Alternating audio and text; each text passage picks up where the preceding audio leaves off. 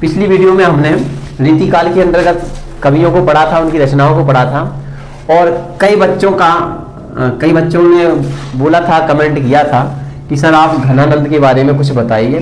तो आज हम घनानंद के बारे में बताने जा रहे हैं।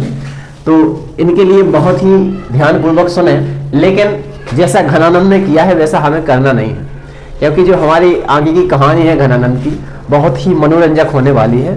तो इसे बहुत ही ध्यान से देखें। तो जो घनानंद का जन्म हुआ था, वो हुआ था 1673 ईस्वी में और इनका निधन हो गया 1760 ईस्वी में। इनका जो जन्म हुआ था वो दिल्ली के पास हुआ था, दिल्ली के पास सीही नामक गांव में हुआ था, सीही नामक गांव में। और जो घनानंद थे ये एक दरबारी कवि के रूप में काम करते थे। वो कहते थे दरबारी कवि के रूप में काम करते थे। मोहम्मद शाह रंगीला, मोहम्मद शाह रंगीला जो घनानंद थे वो मोहम्मद शाह रंगीला के दरबार में काम करते थे, यानी ये दरबारी कवि थे। इनके मोहम्मद शाह रंगीला के दरबारी कवि कौन थे? घनानंद। और मोहम्मद शाह रंगीला के दरबार में ही एक नर्तकी थी, जिसका नाम था सुजान। मोहम्मद शाह रंगीला के दरबार में एक नर्तकी थी जिसका नाम था सुजान। वहीं पर सुजान काम करती थी और वहीं घनानंद काम करते थे।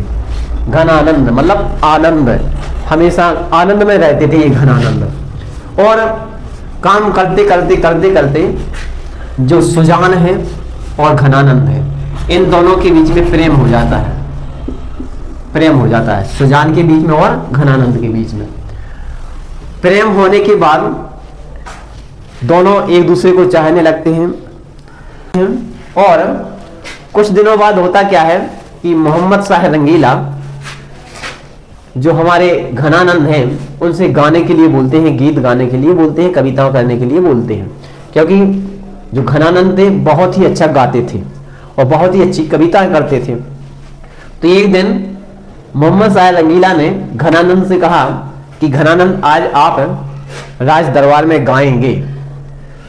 तो जो घनानंद थे, घनानंद ने मना कर दिया कि मैं नहीं गाऊंगा। मंत्रियों ने राजा को सलाह दी कि घनानंद ऐसे नहीं गाएगा, घनानंद की कुछ विशेषताएं हैं तो वो गाने लगेगा।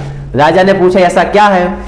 तो राजा ने कहा कि आप सुजान के लिए राज दरबार में भेजे नृत्य करने के लिए, तो घनानंद अपने आप गाने लगेगा। और जैसे ही राजा ने सुना तो फिर घनानंद से कुछ नहीं कहा और सुजान के लिए जो नर्तकी थी उस राज दरबार की, तो सुजान के लिए राज दरबार में बुलाया गया और उसे नृत्य करने के लिए बोला गया। तो जैसे ही सुजान को देखा घनानंद ने, जो कि एक दूसरे से प्रेम करते थे, तो जैसे ही सुजान को घनानंद ने देखा और घनानंद आकर राजा की तरफ पीछा करके खड़ा हो जाता है घनानंद, और सुजान की तरफ सामने किए रहता है। और सुजान जैसे ही नृत्य करती है तो घनानंद एकदम से गाने लगता है और गाना प्रारंभ कर देता है और इतना गाता है कि रुकने का नाम ही नहीं लेता है। और यह देखकर जो मोहम्मद शाह रंगीला थे इन्हें गुस्सा आ जाता है, इन्हें क्रोध आता है कि हमने घनानंद से कहा तो उसने मना कर दिया। एक राजा के कहने पर उसने गाने के लिए मना कर दिया, लेकिन एक दासी को देखकर ही उसने गाना प्रारंभ कर दिया। और राजा को गुस्सा आता है और घनानंद के लिए देश निकाला दे देते हैं। तो घनानंद जाने से पहले जो सुजान थी उसकी प्रेमिका, उससे सुझाव मतलब उसके सामने एक प्रस्ताव रखते हैं कि सुजान क्या तुम भी मेरे साथ चलोगी, क्योंकि एक दूसरे से प्रेम करते थे। तो घनानंद ने सुजान से कहा कि आप मेरे साथ चलिए। तो यहाँ पे सुजान मना कर देती है कि हम नहीं जाएंगे। और जैसे ही सुजान ने मना किया तो घनानंद वहां से निकल आते हैं और इन्हीं की याद में, सुजान की याद में एक रचना लिखते हैं जिसका नाम है सुजान सागर। और इसी प्रकार से एक और लिखी है विरह लीला और वहां से आके मोहम्मद शाह रंगीला के दरबार से भागकर वो वृंदावन चले जाते हैं और वहीं वृंदावन श्री कृष्ण की भक्ति में लीन हो जाते हैं और वहीं पे इनकी मृत्यु हो जाती है। कब? 1760 में इनका निधन हो जाता है, इनका घनानंद का। तो आपकी जैसी कमेंट थी कि आप घनानंद के बारे में बताइए, तो हमने आपको बहुत ही संक्षिप्त में बताया है कि घनानंद मोहम्मद शाह रंगीला के यहाँ काम करते थे और उन्हें मोहम्मद शाह रंगीला के यहाँ एक नर्तकी थी जिसका नाम था सुजान।